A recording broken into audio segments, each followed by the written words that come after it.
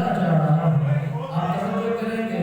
ذرا ذوق دیں گے اور تعامل کریں گے تو انشاءاللہ یہ تھوڑے سے وقت کے اندر بات مکمل ہو جائے گی۔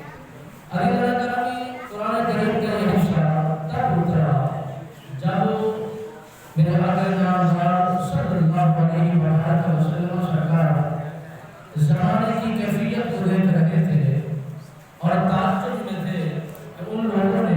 بڑی بالخصوص بنی اسرائیل کے لوگوں نے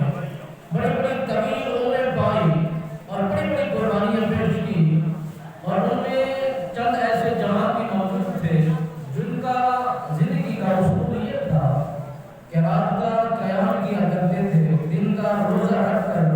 جہاد کے لیے نکل جایا کرتے تھے، عرصہ دراز تک اسی عمل کے تحت وہ اپنی زندگی کو بسر کرتے رہے، اپنے آپ کو دین اسلام کے مطابق ڈھالتے رہے۔ وقت گزرتا گیا الغرض کہ میرے آقا نامدار صلی اللہ علیہ وسلم سرکار کے سامنے سید الملائکہ جناب جبرائیل امین باقاعدہ خدمت ہوئے، عرض کرتے جاتا ہے اور رسول اللہ پریشان ہو رہے ہیں، رب سلام بھیجتا ہے، ساتھ ہی پیغام بھیجتا ہے۔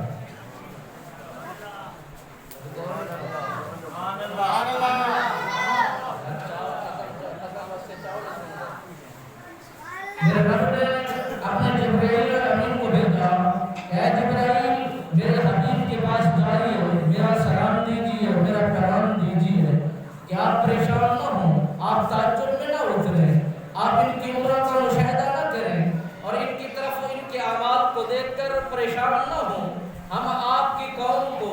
ایک ایسی رات عطا کرنے والے ہیں، ایسی خوشخبری دینے والے ہیں اور ان کو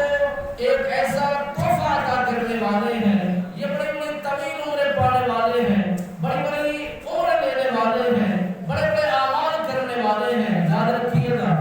بنی اسرائیل کے لوگ گناہگار بھی بہت زیادہ تھے اور نیکوکار بھی بہت زیادہ تھے، اور ان کی عبادتیں بھی بہت زیادہ تھی، ان کے گناہ بھی